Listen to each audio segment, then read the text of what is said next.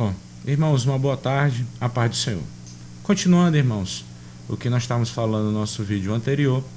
sobre a atuação do apóstolo Filipe. E a atuação do apóstolo Filipe, ela foi de grande valia, porque ela quebrou, usado ele provavelmente tremendamente pelo Espírito Santo, ela quebrou a grande barreira que existia entre a igreja de Jerusalém e a igreja de Samaria, um dos grandes destaques que é narrado no Atos capítulo 8. E nós vamos perceber que a igreja de Jerusalém não se sentiu incomodada, mas ficou em alerta pelo que estava acontecendo em Samaria, e Pedro e João são enviados até lá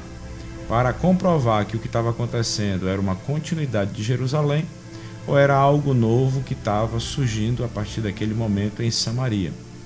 Alguns episódios paralelos a isso também são narrados lá, como o caso do Simão, né? Um homem que tinha obras e que trazia muitas pessoas para perto de si pelo que ele realizava e fazia.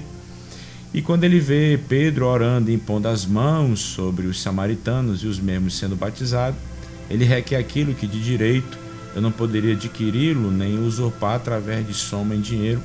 mas não de outra forma se não fosse pela atuação do Espírito Santo. E aí Pedro lança uma sentença sobre ele, sobre a respeito do dinheiro,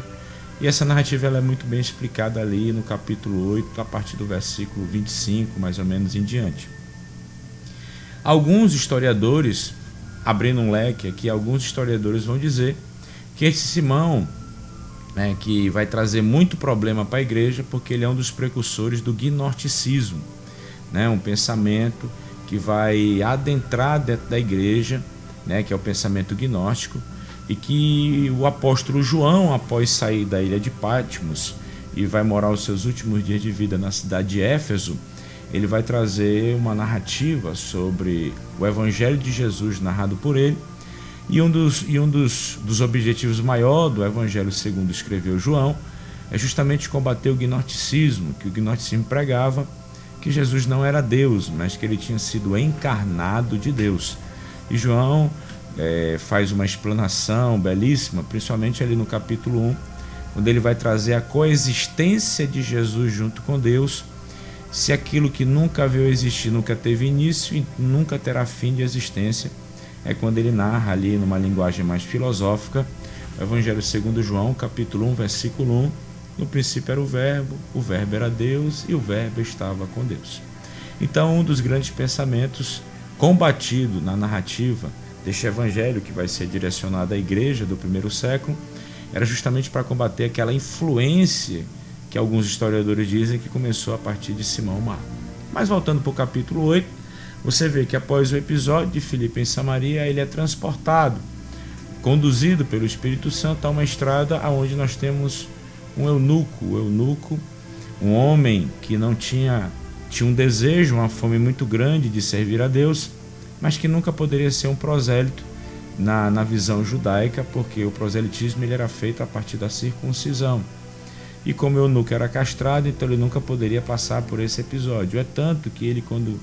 naquela fome muito grande de ler o texto, principalmente de Isaías, capítulo 53,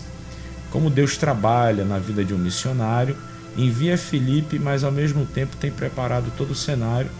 para que Filipe possa, atendendo à chamada de Deus, realizar um bom trabalho,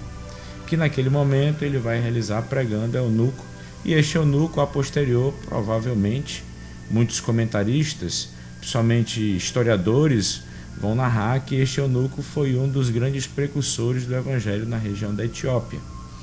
Apesar de que no passado, alguns etíopes já tinham tido contato com os judeus, principalmente quando há a visita da rainha de Sabá, né, e que ela traz naquele cenário ali um grande encontro, e era a rainha dos etíopes naquele período do reinado de Salomão. Voltando aqui, e você vê como Filipe prega, como Filipe interpreta, como Filipe é conduzido ao cenário, e o eunuco naquela fome todinha, depois de ouvir e depois de ter provavelmente a explicação do texto ao qual se referia no passado em Isaías 53 a pessoa de Jesus, o eunuco se sente tão cheio da presença de Deus e pergunta: o que me impede agora de ser batizado? Ou seja, o que me impede agora de fazer a minha aliança com Deus e renovar este pacto pela palavra que a mim foi pregada? Filipe diz: nada te impede. e naquela hora, no momento decisivo, o eunuco é agraciado pelo batismo nas águas, fazendo assim parte da igreja do Senhor. Você vê que depois desse episódio, Filipe some do cenário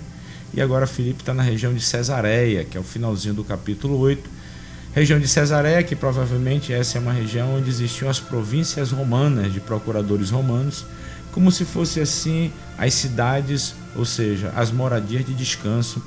dos procuradores. Lucas, o narrador de Atos dos Apóstolos, para de falar um pouquinho deste cenário que a igreja se encontrava de crescimento e volta agora ao cenário no capítulo 9 a falar de Paulo,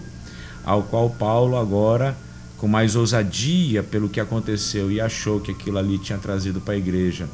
na visão dele, para o judaísmo, uma grande vingança ou algo que poderia ajudar a combater, a frear o crescimento do cristianismo. Você vê que no início do capítulo 9 Paulo está indo a Damasco buscar mais autoridade, porque, aliás, Paulo não, Saulo ainda, que ele não tem o nome trocado ainda, Saulo indo a Damasco para buscar mais autoridades perante o Sinédrio, perante os mestres da lei, para que cristãos possam ser prendidos, arrastados. Mas no caminho, como muitos conhecem, ele tem um encontro com o Senhor, e esse encontro, eu até chego ao ponto de falar, não que o texto do capítulo 9 ele fale isso, mas Paulo vinha num cavalo, porque dificilmente um soldado pretoriano ele vinha montado num jumento ou numa mula, O soldado, o cavalo é um dos instrumentos de guerra de um soldado pretoriano, então Paulo ele não viria montado de outro jeito, mas isso não vem ao mérito de dizer que Paulo estava montado, ele poderia estar em pé. A Bíblia não fala disso, é verdade, a Bíblia não fala, mas tem muito contexto bíblico que nós temos que ter um cuidado, e a disciplina chamada hermenêutica, ela nos ajuda muito a entender a ideia que o texto quer apresentar. A gente tem que ter um cuidado, porque às vezes a gente se esquece da ideia que o texto quer apresentar e a gente se detém muitas das vezes em fatos. Não, eu quero que esteja lá, mas se você analisar uma coerência, uma forma mais simples, você vai entender que dificilmente Paulo viria montado de outra forma. E quando a gente se encontra com o Senhor,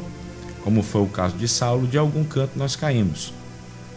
Paulo caiu da religiosidade, Paulo caiu do conceito positivista que ele tinha, de que achava que fazendo isso ele estava se aproximando de Deus, ou estava fazendo a vontade de Deus. E você percebe